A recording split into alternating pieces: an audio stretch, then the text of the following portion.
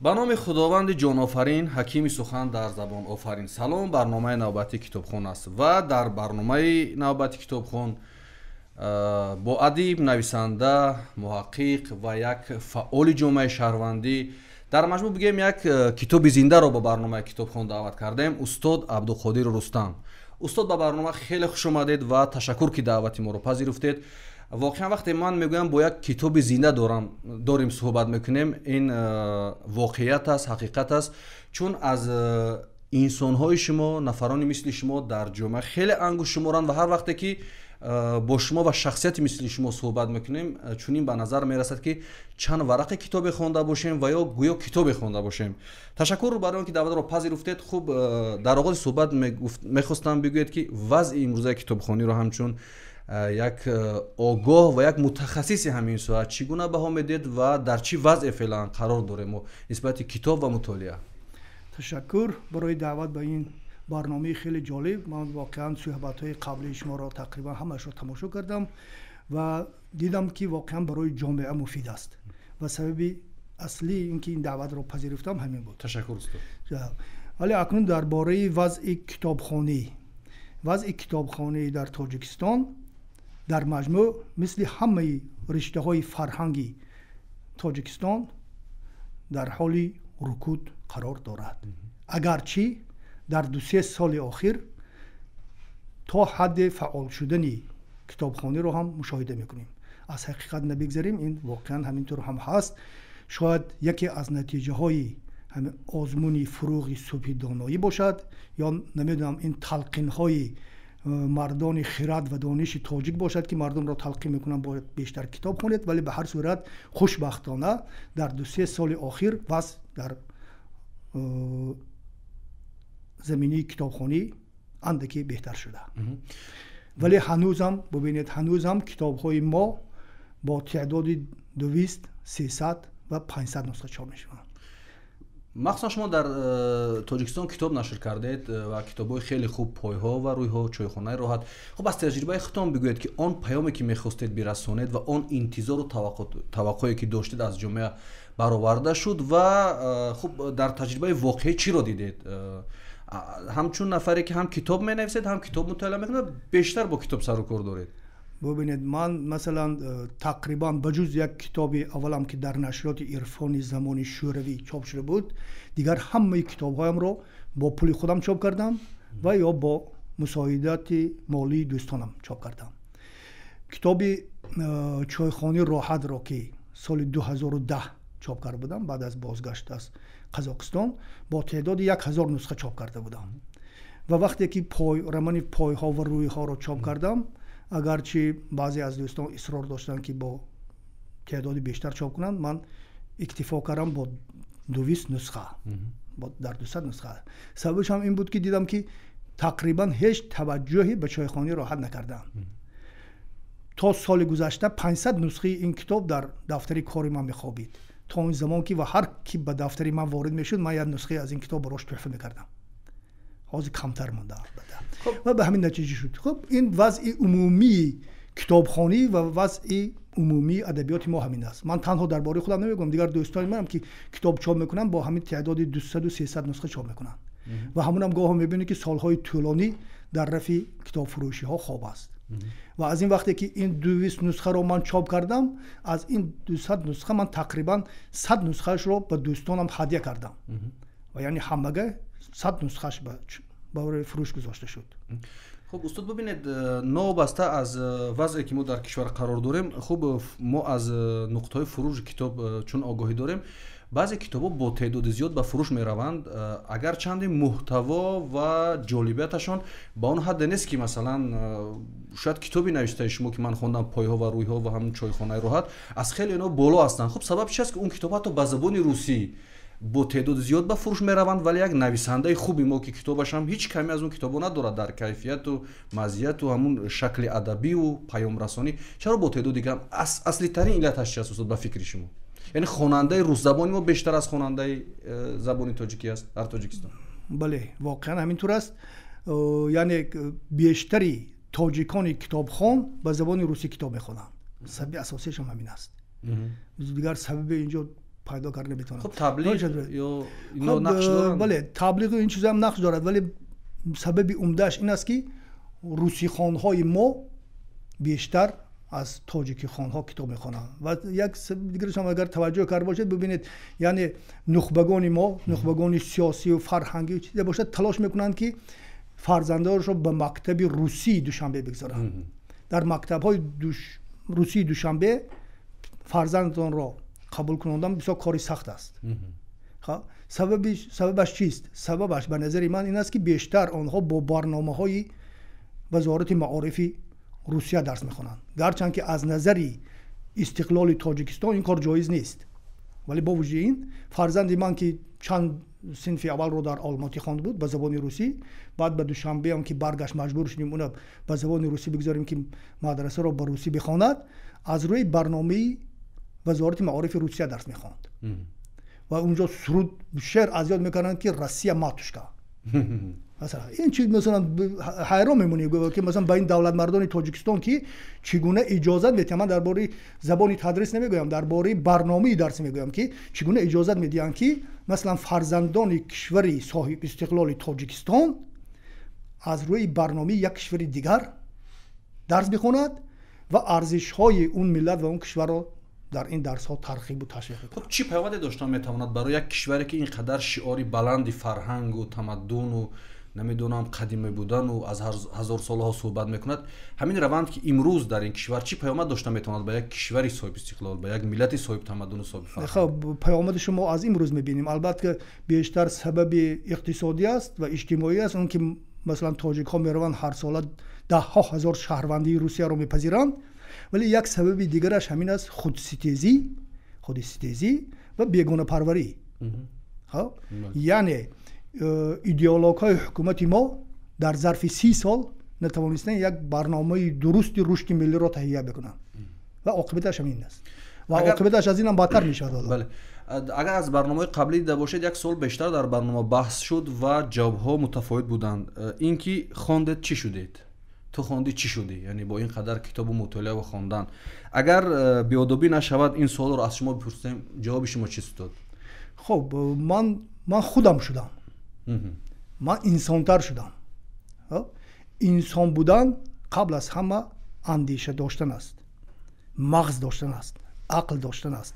عقل رو اون امتیازی که خداوند به آدم داد همین عقل بود پیش از همه. اون امانتی که با کوه ها عرضه کرد قبول نکرده و انسان قبول کرد عقل است و نتیجه عقل همه دیگر چیزها نتیجه عقل است. زبان، اندیشه، فراست، تمیز نیک و بد، حتی مذهب نتیجه عقل است.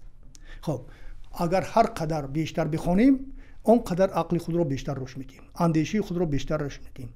انسانی که اندیشه نمی کند در نهایت چی میشد؟ مثل یک چارپای است.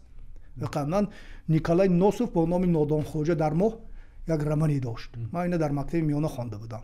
کتاب بزرگ است، استاد عبدالملک بهاری ترجمه کرده بودن.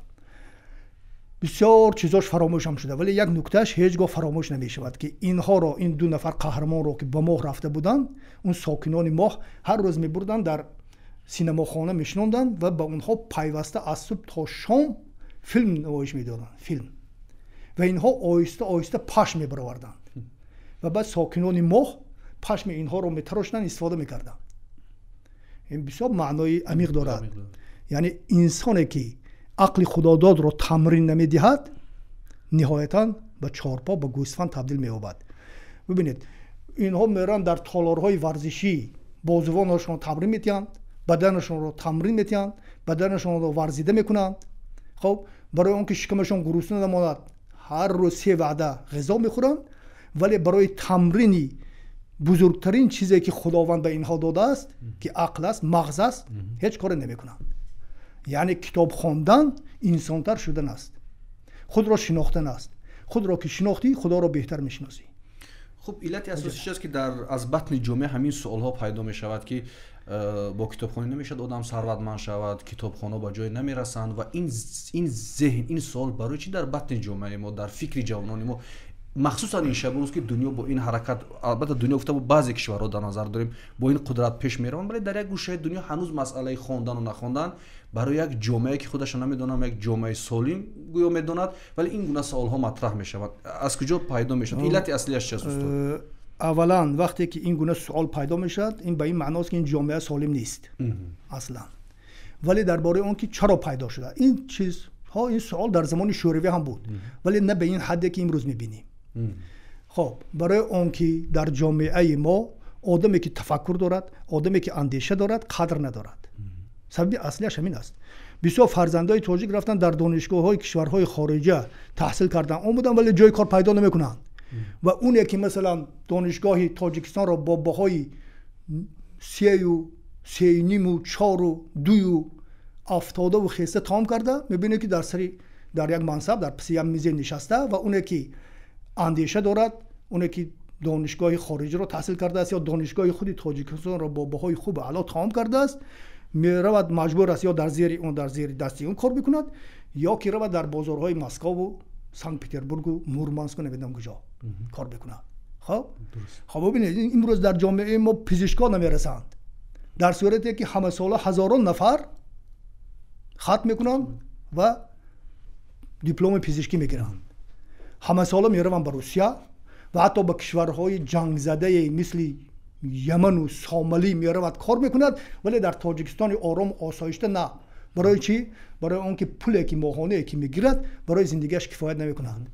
یعنی این ندانستن قدری دانش، تخصص، حرفه و دیپلم است.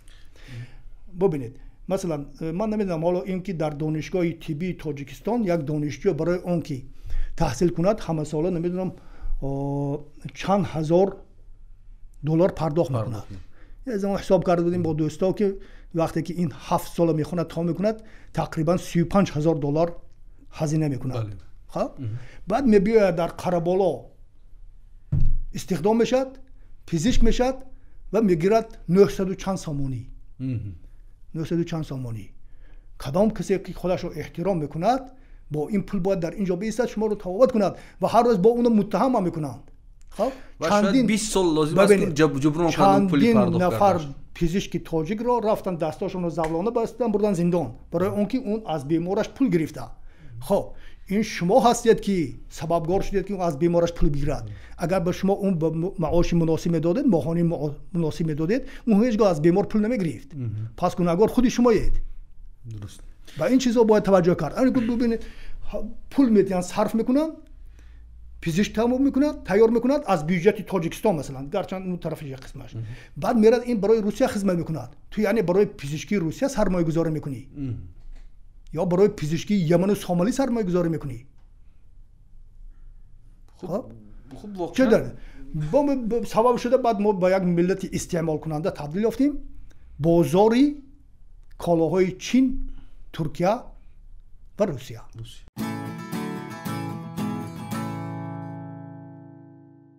خب استاد من دیروز با یک کس تلفنی صحبت میکنم و چون گفتن شما مهمانی برنامه هستید یک گپی جالب گفت. اگر گفت دنیا در هم بر هم شود استاد عبدالقادر رستم از کتابخوانی دست نمیکشد و همین خیلی گفتن که شما گویا در روز 2 ساعت همیشه برای کتابخوانی وقت جدا میکردید.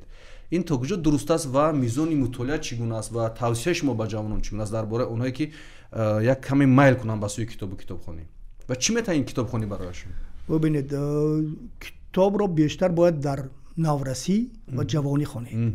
اون زمانی که اندیشتون و تفکرتون شکل میگیرد.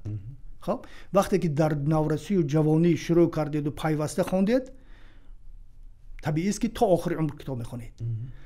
این که من کتاب میخونم اونو برای خودم میخونم برای بیشتر شناختن خودم. خب برای تجربه کردن زندگی دیگرها اقوام دیگر ملل دیگر این شده. خب و تنها کتاب به دیگه نمیخونم. از تاریخ میخونم، از مردم شناسی میخونم، کتاب لغت میخونم، کتاب زبان شناسی میخونم، گاهی فلسفه میخونم، روان شناسی میخونم. اینطور که انسان خودش رو شکل میدهد. خب هیچ کس ناخوانده به جای نرسیده است. میشینی فکر میکنی با یک اندیشه به سرت میاد برمیخیزی که من این یک کشف بزرگی کردم. کشف بزرگی کردم. خب ولی این کشف بزرگی تو اختراع دوباره دوچرخه است. این مثلا این چیزی که تو کشف کردی مثلا 2000 سال پیش مثلا ارسطو گفته بوده است. خب بعد چند هزار سالش با یک متفکری شرقی گفته. اینطور گفته. خب برای اون که حرفی خودت بگویی باید اول حرفای دیگر رو بدونی. با جوانان اینطور بگم که اگر بخواهید که خودتون شناسید، خود باشید، انسان‌تر باشید، کتاب خوانید.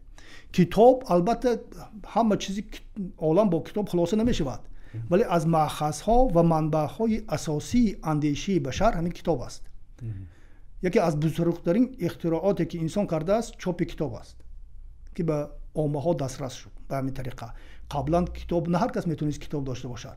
تنها آدمی که پول داشت، ثروت داشت، میتونست باید نساخی سپارش کند، پول دهد و اون چند ماه شنید و یک کتاب رونویس کند و به این تقدیم کند.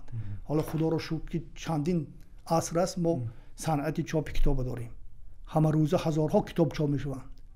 خب انتخاب کنید با اون چیزی که با حرفه شما مناسب است یا که با اندیشه شما مقارن است، اون انتخاب کنید، خوانید.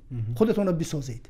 برای خودسازی لازم است پیش از همه کتاب. یک اشاره عجیب کردید که حتما باید در نورسی و جوانی بیشتر کتاب خوند چون قابل حفظ و درک.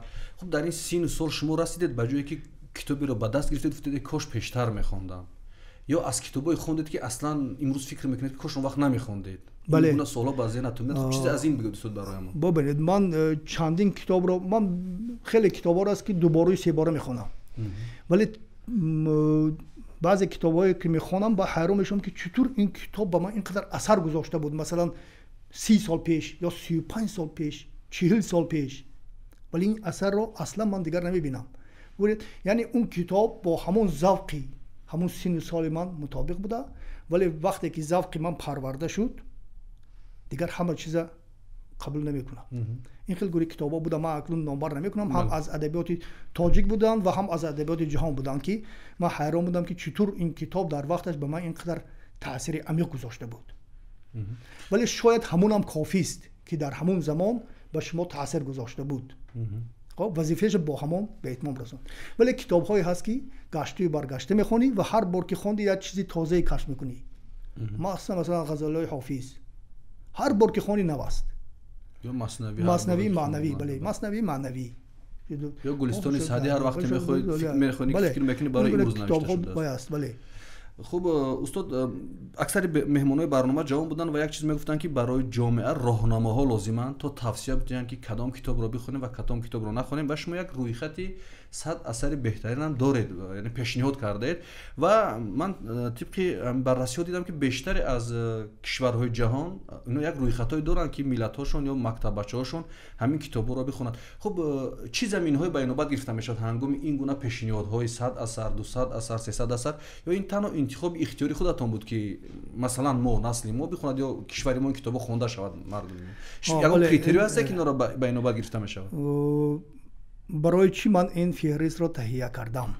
اصلش این گونه چنان که فرمودید این گونه فهرست ها در کشورهای عالم خیلی زیاده، همه ساله چاپ میشن، در امریکا، در انگلستان، در روسیه، ولی بیشتری اونها یک خصوصیت شاونیستی دارن. اونایی که مثلا در امریکا و انگلستان تهیه میشن بیشترش میبینی حدودی 70% از ادبیات انگلیس و امریکا و یا اصلا انگلیسی زبان است. اون چیزی که در روسیه تهیه میکنن بیشتر تکیه میکند به ادبیات روس. بعد من هم به همین خلاصه آمدم که همین گونه فهرست تهیه بشد، فهرستی ملی ما باشد. ولی اگر اونجا خوانده باشید این فهرست اولا تنها از نثر بدیعی قرن 20 میبارد بود، یکم.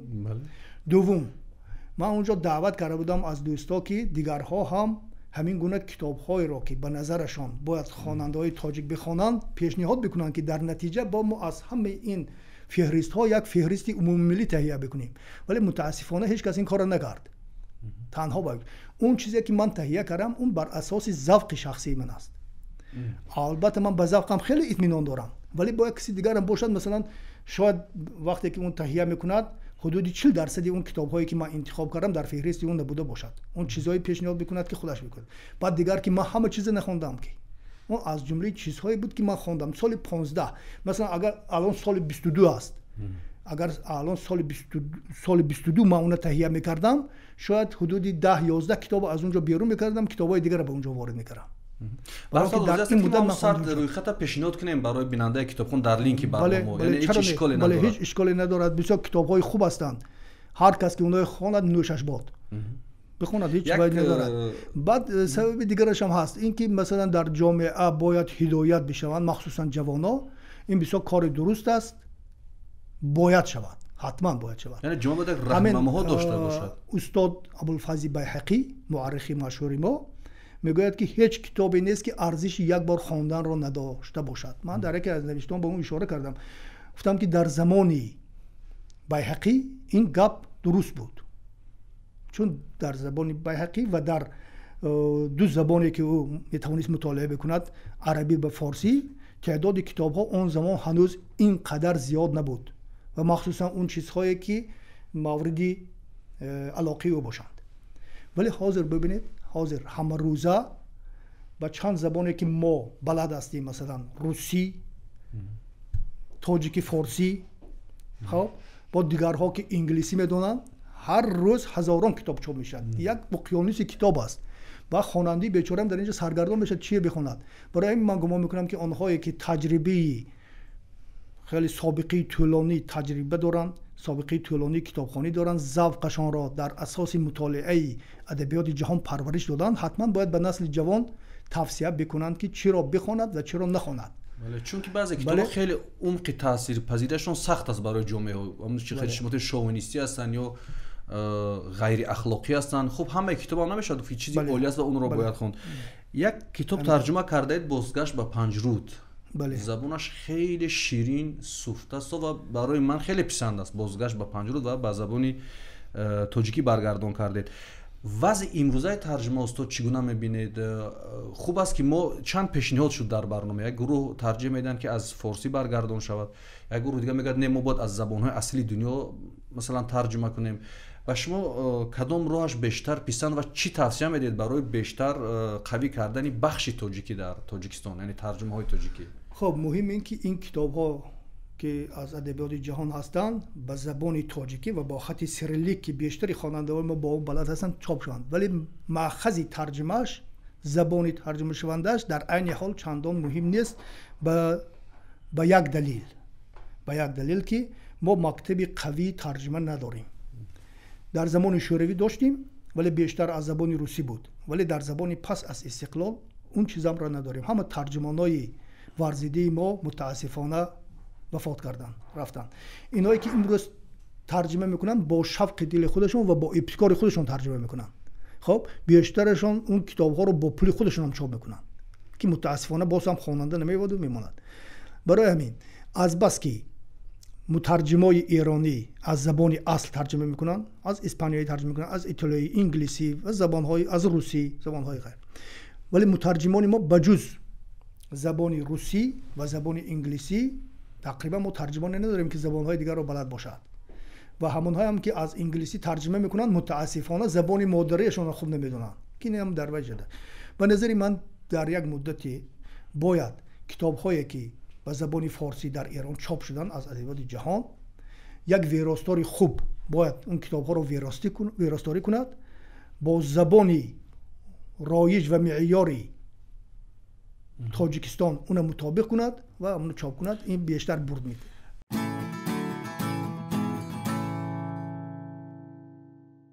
استاد دو سوال میخوام با دو نکته اشاره کنید.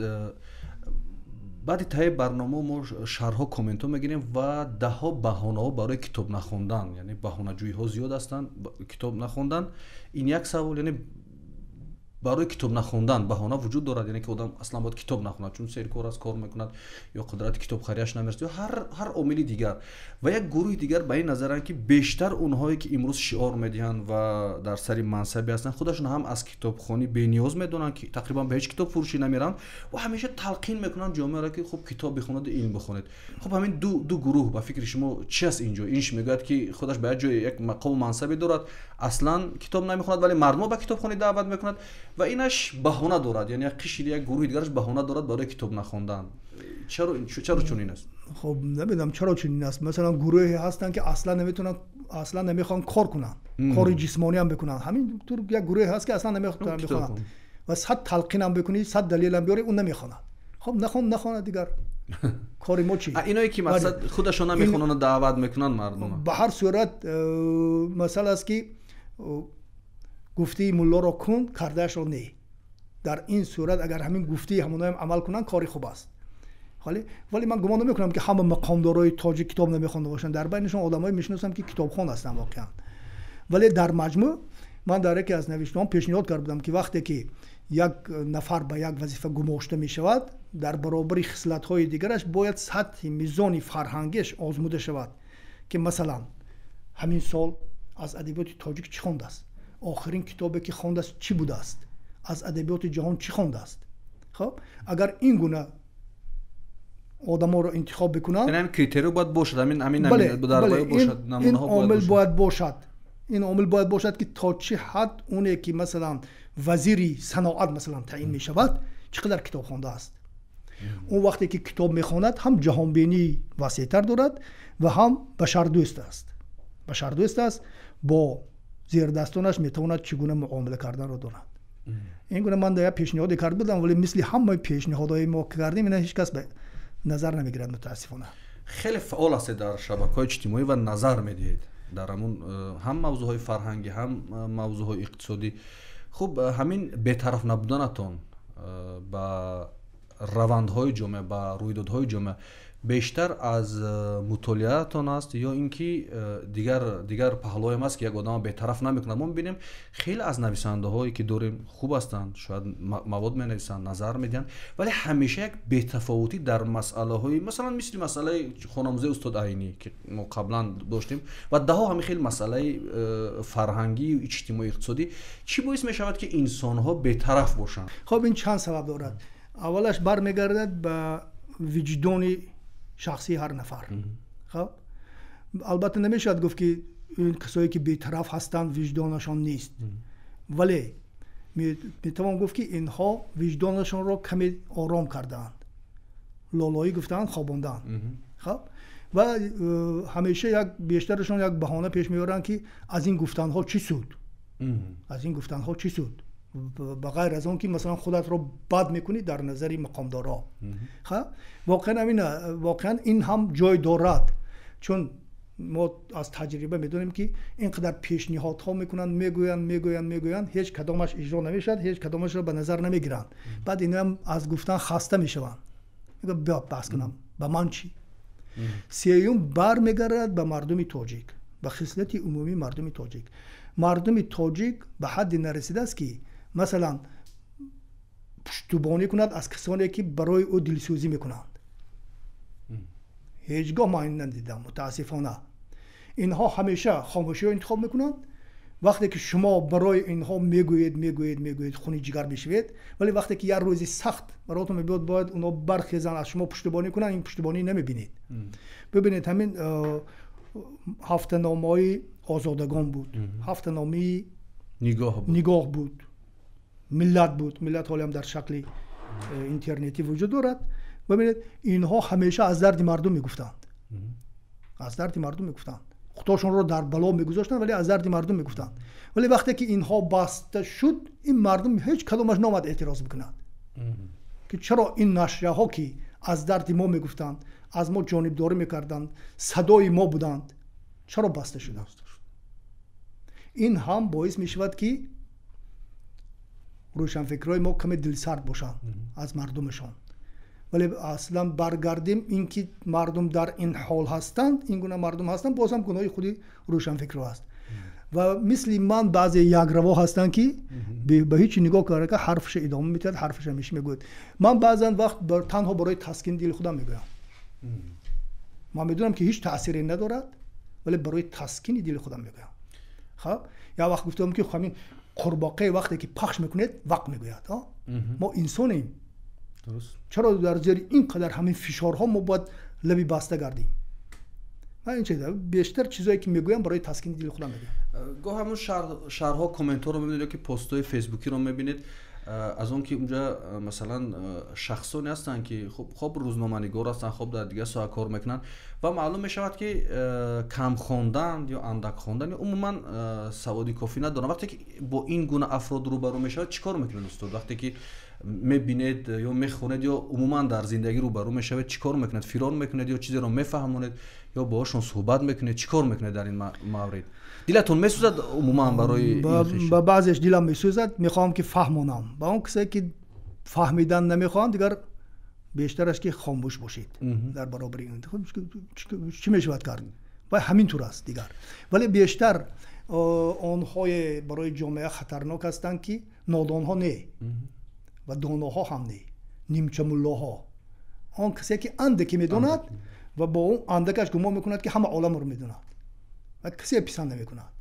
این نتیجه خردی انکشاف نیافته است، نتیجه عقل خام است، عقل نیمپس که هنوز نپخته است، نرسیده است. نتیجهش همین. با اونها بحث کردن فایده ندارد. جای خونده بودم کسی میگفت که اگر فرد در 24 ساعت اخیر یک بار دندونش رو مسواک نزد و چیزی نوی نخواند، حق ندارد که نظر بدهد یا نظر بگوید و روی چیزی از دانش علم پافشاری کند.